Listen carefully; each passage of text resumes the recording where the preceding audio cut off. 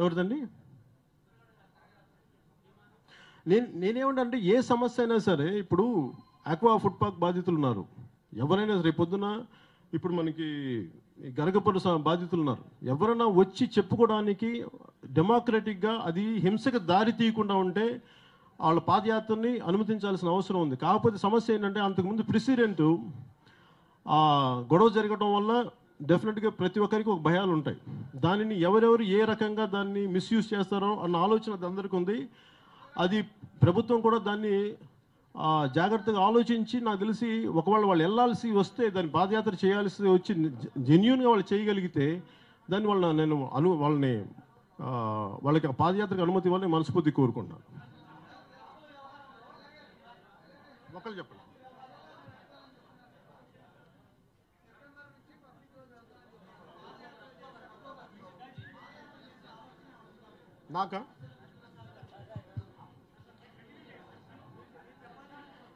నాకు పాదయాత్రలు చేస్తానా లేదంటే ప్రజల్లోకి వెళ్ళాల్తాను, నాకేమవుద్దంటే నాకు పాదయాత్ర చేయడానికి నేను చాలా సంవత్సరాల నుంచి సిద్ధంగా ఉన్నాను. అంటే 2014 సిద్ధంగా ఉన్నాను. ఇప్పుడు నా కారే నాకు వెళ్ళనివ్వరు, అది నా సమస్య.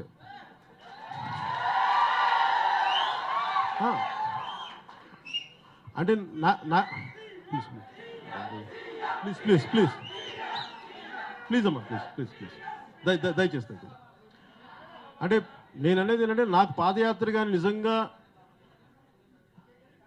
మనల్ని అభిమానించే ప్రతి ఒక్కరు కానీ, జనసేన అభిమానించే ప్రతి ఒక్కరు కానీ సహకరించగలిగితే నేను ఖచ్చితంగా పాదయాత్ర చేస్తాను. అది నేనేంటంటే ప్రజల్లోకి వెళ్ళడానికి నేను అది రకరకాల దారులు, ఒకటి పాదయాత్ర కావచ్చు, ఒకటి ప్రజల్లోకి వెళ్ళి రోడ్ షోలు కావచ్చు, లేదంటే మీటింగ్స్ కావచ్చు, లేదంటే 1-on-1 మీటింగ్స్ కావచ్చు, మేధావులతో ఆ ప్రాంతాలతో ఉన్న మేధావులతో మీటింగ్ కావచ్చు, ఆ రోజు మీ సమస్యల మీద మీటింగ్ కావచ్చు, రకరకాల మీద నేను విధానాలతో నేను ప్రజల మధ్యలోకి వెళ్తాను.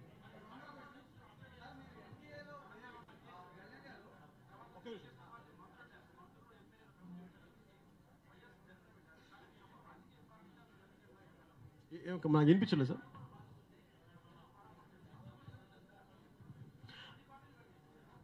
అంటే నేను మిగతా వాళ్ళు వెళ్ళటానికి నేను వెళ్ళటానికి చాలా తేడా ఉంటుంది సార్.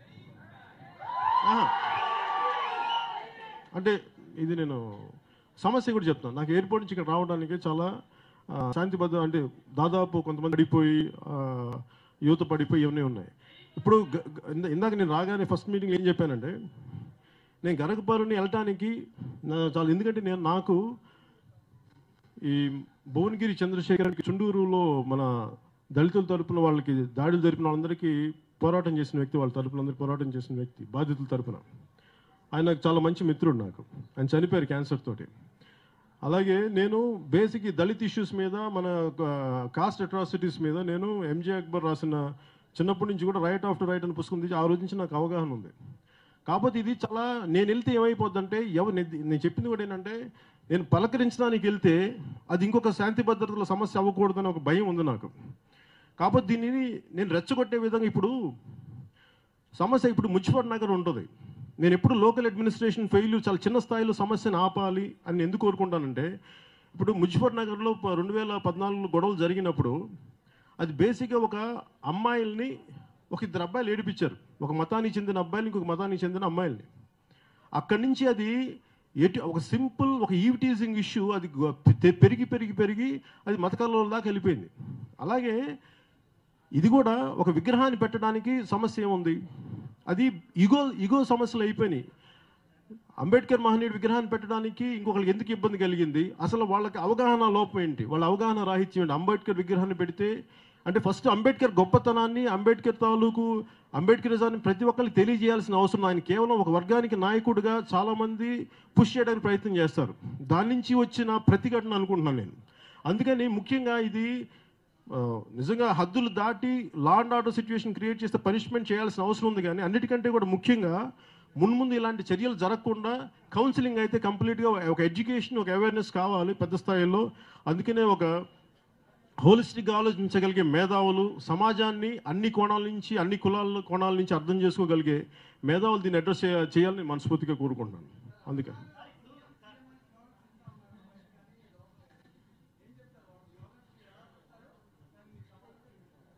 నేను దాని గురించి నిజంగా పెద్ద ఆలోచించనండి. Let me be practical, let me be very practical.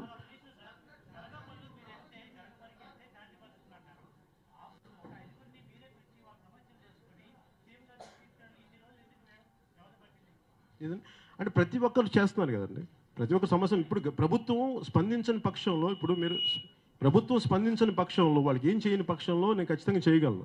ప్రభుత్వం ఇప్పుడు నాకేమైపోద్దని ప్రతి ఒక్కరు వెళ్ళిపోయి, ఒకసారి నేను మన కాకినాడలో బ్లో అవుట్ ఒక ఇన్సిడెంట్ జరిగింది, ఫైర్ ఇన్సిడెంట్. కొన్ని బాధితులు పరిస్థితులు ఉన్నప్పుడు, కొంతమంది బాధలకు గురైనప్పుడు ప్రతి రాజకీయ పార్టీ వెళ్ళి, ఉదాహరణకి చాలా మందికి ఒళ్ళు కాలిపోయింది ఒక యాక్సిడెంట్లో, ప్రతి ఒక్కళ్ళు వెళ్తే వాళ్ళకి ఇన్ఫెక్షన్స్ వచ్చేస్తాయి. అదేమో కాలిపోయిన ఒంటికి. ఇక్కడ ఆల్రెడీ చాలామంది కూర్చోబెట్టి రిపీటెడ్గా మీకేం జరిగింది అంటే ఆల్రెడీ అడ్మినిస్ట్రేషన్ ఉంది, ఇవి ఉంది. ఇది నేను ఒక బాధ్యత గల వ్యక్తిగా స్టిల్ నేను ఒక ఓనామాలు దిద్దుకుంటున్న పార్టీ, ఇది స్టిల్ నడుస్తున్న పార్టీ, అడుగులేస్తున్న పార్టీ అది. అందువల్ల నాకు మనుషులను పంపించడానికి ప్రతిసారి నాకు వెళ్ళడానికి, నాకు మీకు చెప్పాను ఇంకా పార్టీ నిర్మాణం జరుగుతుంది. సో నాకు ఫుల్ కంప్లీట్ నిర్మాణం అయ్యింది.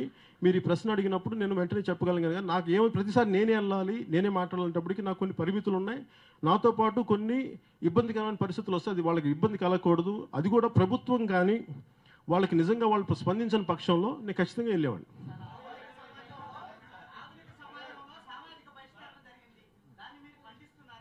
ఖచ్చితంగా ఖండిస్తున్నాను, దాంట్లో అనుమానమే లేదు. అంటే నాకు అస్సలు సామాజిక బహిష్కరణ ఎలా చేస్తాం? ఇది నేను ఎందుకు మాట్లాడుతానంటే, చాలా పెద్ద స్థాయి నాయకులు ఇప్పుడు గాంధీజీని కూర్చోబెట్టి ఆయన తెలివైన వైశ్యుడు లేదంటే చతుర్బాని అని మాట్లాడే అంత పెద్ద స్థాయికి నాయకులు మాట్లాడినప్పుడు అదే ఆలోచన మీద అన్ని చోట్లకి వచ్చి ఖచ్చితంగా ఇలాంటి మనకి ఈ గీతలు కనిపించవు. సరిహద్దులు మనం వేసే ఫిజికల్ సరిహద్దులు కనిపిస్తాయి కానీ మనసులో వేసే హద్దులు బయటికి కనిపించవు. అందుకని మీరు చెప్పే సామాజిక భాషని ఖచ్చితంగా నేను దాన్ని తప్పని నేను ఖచ్చితంగా చెప్తున్నాను. నేను దాన్ని యాక్సెప్ట్ చేయట్లేదు. కాకపోతే దాన్ని ఆ మాట్లాడే విధానంలో నేను ఎట్లా తిట్టాలి? ఇప్పుడు నేను రెచ్చగొడితే ఏమవుద్దంటే, ఇప్పుడు నేను మాట్లాడచ్చు ఒక సమస్య ఎక్కడ వస్తుంటే లా అండ్ ఆర్డర్ని ఎవరి చేతిలో తీసుకోలేవు, నేను బాధ్యతగానే మాట్లాడాలి. అందుకని వాళ్ళు విధించిన ఆ వెలిని అనేదాన్ని ఖచ్చితంగా దాన్ని ఖండిస్తున్నాను.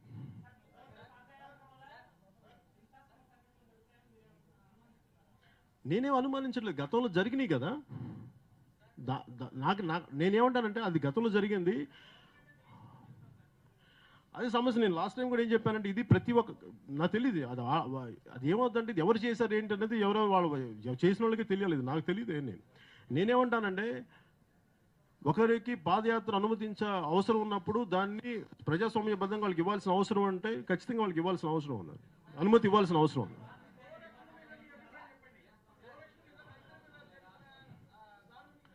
నేను ముందు నుంచి చాలా రోజుల నుంచి స్పందిస్తున్నాను సార్. అది నేనేమంటానంటే, నాకు ఇంట్లో నేను నా ఫామ్లో నా గోశాల ఉంది. అలాగే భారతదేశ సమాజం రకరకాల ఆచార వ్యవహారాలు ఉన్న సమాజం, చాలా డిఫరెంట్ కమ్యూనిటీస్ ఉన్న సమాజం. ప్రతి ఒక్కళ్ళకి వాళ్ళ ఆచారాలు వాళ్ళ అలవాట్లు వేరు. ఎవరికి ఇబ్బంది కలిగించిన పక్షంలో ఆల్రెడీ ఉన్నదాన్ని ఎవరికి ఇబ్బంది అంటే నేనేమంటానంటే, చట్టం బలంగా అమలు చేయాలంటే గోవాలో ఒకలాగా నాగాలాండ్లో ఒకలాగా పెట్టడం కాకుండా దేశం అంతటా ఒకేలాంటి చట్టం ఉంటే దాన్ని అర్థం చేసుకోగలం. ఎందుకంటే మనకి ఈ సౌదీలోనూ ఒంటిని చంపరు, సౌదీలో గల్ఫ్ ఏరియాస్లో ఒంటిని చాలా ఇదిగా చూస్తుంటారు వాళ్ళు, మాంసాహారులు అయినా సరే. అలాగే ప్రతి కంట్రీకి ప్రతి దేశానికి వారికి కొంచెం కాపాడుకునే కొన్ని ఉంటాయి. అలాగే మనకు కూడా గోవు అనేది చాలా పవిత్రమైంది. నేనేమంటానంటే, అది దానికి ఇబ్బందిగా దానికోసం మనుషులను చంపేయడం, తీసుకెళ్తున్న అనుమానంగా చంపేయడం ఖచ్చితంగా అది ఖండించదగ్గ విషయం. నాకు మనస్ఫూర్తిగా నాకు ఇప్పుడు వ్యక్తిగతంగా నాకు ఎప్పుడు నచ్చలేదు. నేను పదే దాన్ని ఖండిస్తూనే ఉన్నాను.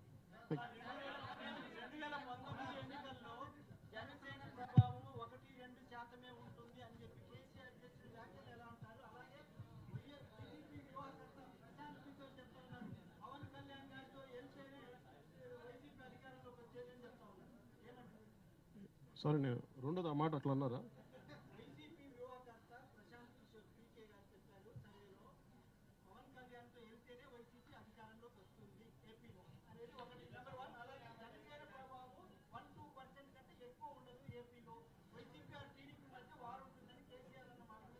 అంటే నాకు సంతోషం, అట్లీస్ట్ 1 to 2% ఉందని ఒప్పుకున్నారు, అందరికీ సంతోషం. నాకు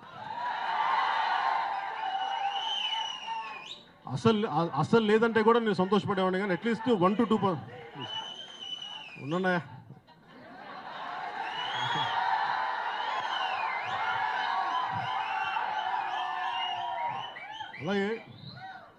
అలాగే ప్రశాంత్ కిషోర్ గారు మీరు చెప్పింది అలా అంటే దయచేసి ప్లీజ్ ఇందాక మీరు చెప్పినట్టుగా ప్లీజ్ సైలెన్స్. ఇందాక మీరు చెప్పినట్టుగా ఒకవేళ నేనుంటే వైసీపీ వస్తాను, నేను అట్లా అనుకోవట్లేదు. ఎందుకంటే వారి బలాలు వాళ్ళకు ఉన్నాయి, ఎవరి బలాలు వారికి ఉన్నాయి.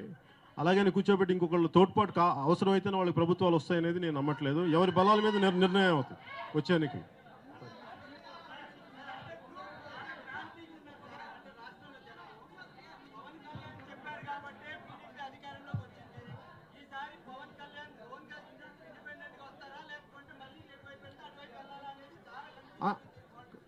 పాలిటిక్స్ కన్ఫ్యూషన్ ఏమో సార్ అంటే ఇప్పుడు ఆ పరిస్థితులకు తగ్గట్టుగా ఎందుకంటే నాకు నిజంగా నా స్థాయి ఏంటి, జనసేన బలం ఎంత అనేది నేను ప్రజల్లోకి వెళ్ళే వరకు నాకు తెలీదు.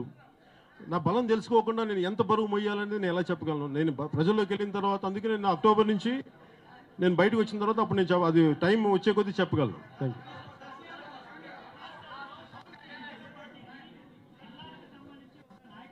సార్ సార్ సార్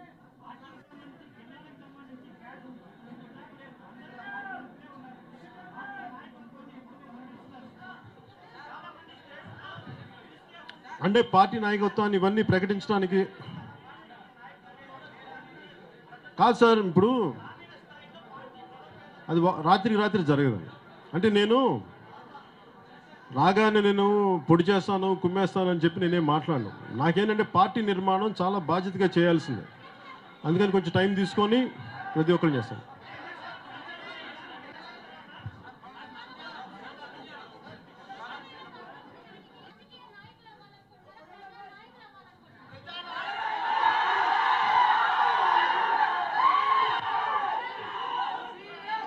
అంటే 2019కి నేను ఎప్పుడు రాజకీయ నాయకుడు నాకు తెలియదు. నాకు తెలిసింది ప్రజల తాలూకు సమస్యలు. అలా చేస్తే అది ప్రజానాయకుడు రాజకీయ నాయకుడు నాకు తెలియదు. కానీ రాజకీయాల ద్వారా ప్రజలకి మటుకు పనులు చేయగలను, ప్రజల కోసం నిలబడగలను. దానికి మీరు ఏం పేరు పెట్టుకున్నా నాకు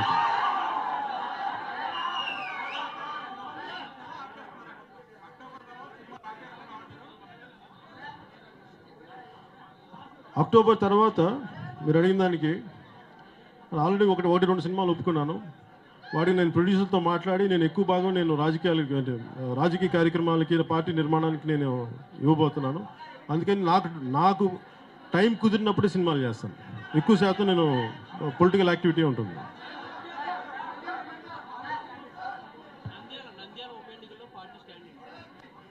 నంద్యాల ఉప ఎన్నికల్లో పార్టీ స్టాండ్కి ఇప్పుడు నాకు ఎవరైతే పార్టీలు, ఇప్పుడు మన వైఎస్ఆర్సీపీ ఉంది, టీడీపీ ఉంది, మిగతా పార్టీలు అన్నీ ఉన్నాయి. నేను ఇప్పుడు వెళ్ళి ఎవరికి ప్రకటించాలని నేను ఆలోచించట్లేదు. ఎందుకంటే అది ఉప ఎన్నిక, దానికి అనేక పరిస్థితులు ఉన్నాయి. దాంట్లో ప్రస్తుతానికి నేను ఎంత వెళ్ళాలా లేదా అనేది నేను ఒకటి 2 రోజుల్లో పార్టీ ద్వారా ప్రకటన తెలియజేస్తాను. ప్రస్తుతానికైతే నేను ఇంకా దాని మీద ఆలోచిస్తాను, ఇంకా నిర్ణయం తీసుకోలేదు.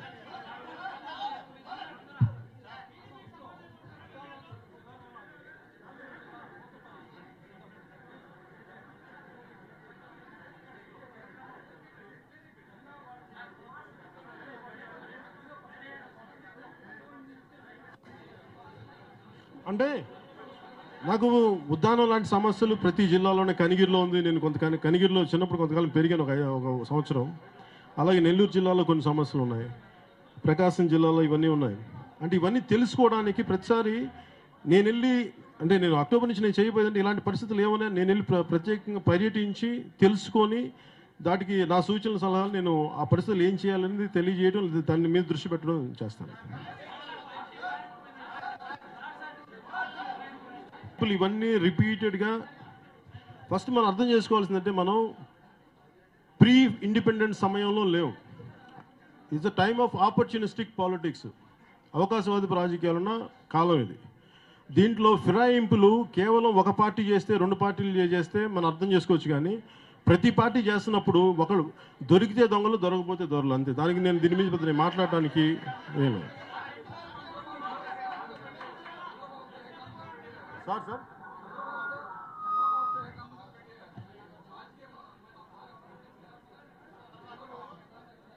లేదండి, బేసిక్గా మేము ఉద్దానం గురించే మాట్లాడాం ఎక్కువసేపు. ఏదైనా కూర్చో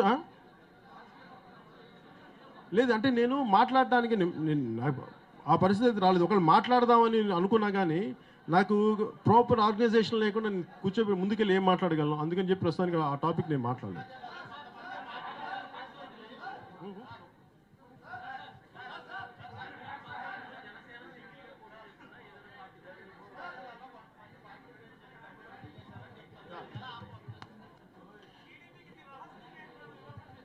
ఏంటండి?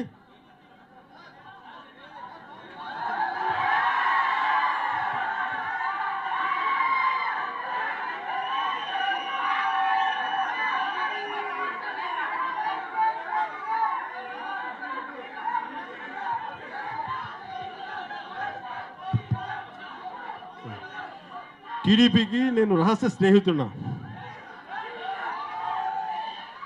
అరే నేను భారతీయ జనతా పార్టీకి టీడీపీ కలిపి స్నేహం లేకపోతే ఎందుకు పనిచేస్తాను? ఖచ్చితంగా రహస్య స్నేహం ఉంది, అందరికీ బహిరంగ తెలిసిందే స్నేహం చేశాను.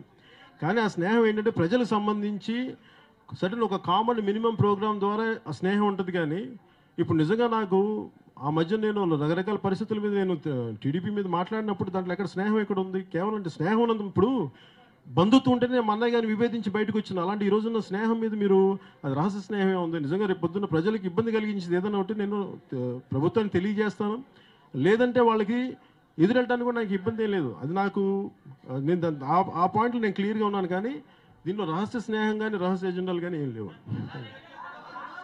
అలాగే పార్టీ అంటే ఈ ఉద్దేశంలో వాళ్ళకి బిఫోర్ నేను కన్క్లూడ్ చేయబోయే ముందు ఏంటంటే జనసేన పార్టీ కార్యకర్తలకు కానీ అభిమానులకు కానీ ప్రతి ఒక్కరికి పార్టీ పేరు చెప్పి ఎవరన్నా సరే వాళ్ళ వ్యక్తిగతంగా విరాళాలు సేకరిస్తే దయచేసి అది ఏదైనా ఇట్లా చేస్తే బట్టి దయచేసి మీరు దాన్ని ఖండించవలసిందిగా కోరుతాను. ఎందుకంటే నేను అలాంటి ఫండ్ మేనేజ్మెంట్ ఫండ్ ప్రోగ్రామ్ ఏదైనా ఉంటే నేను అఫీషియల్గా పార్టీ తరఫున నేను అనౌన్స్ చేస్తాను.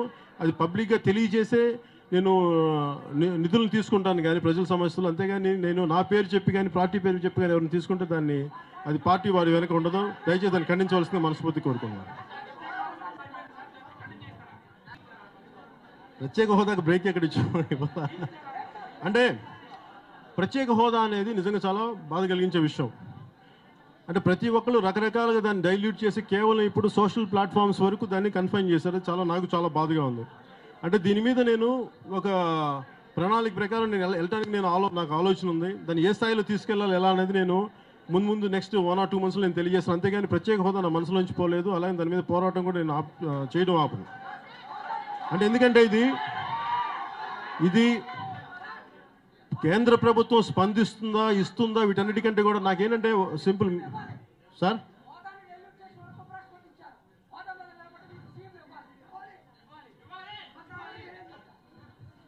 మళ్ళీ చెప్పండి.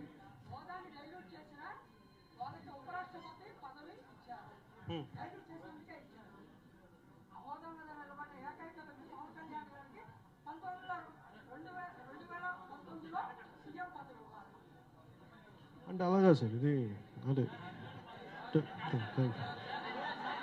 నాకు ఎలా స్పందించాలో తెలియలే. అంటే సారీ క్షమించాలి సార్ అంటే మీ బాధని మీ బాధని అర్థం చేసుకోగలను. అదే 2000 అంటే స్పెషల్ స్టేటస్ ఖచ్చితంగా డైల్యూట్ చేయబడింది. అది రకరకాల పరిస్థితులు, ముఖ్యమంత్రి గారికి కొన్ని కారణాలు ఉంటాయి. ప్రతిపక్షానికి ఇప్పుడు మనకు వైఎస్ జగన్మోహన్ రెడ్డి గారికి బలంగా మాట్లాడచ్చు కదా అంటే ఆయన కొన్ని కారణాలు ఉంటాయి. ముఖ్యమంత్రి గారికి మాట్లాడచ్చు కదా అంటే ఆయన కొన్ని కారణాలు ఉంటాయి. మా కంపల్షన్స్ మాకుంటాయి, లేదంటే రాష్ట్ర అభివృద్ధి ఆగిపోద్దని ఇవన్నీ పరిస్థితులు ఉంటాయి.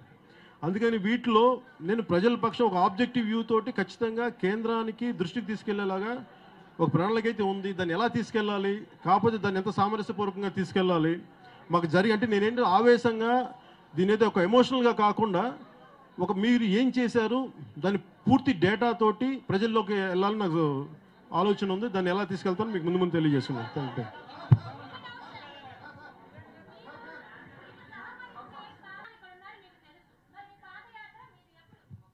అంటే పాదయాత్ర చేస్తేనే రాజకీయాలు అంటే ఎట్లా మీరు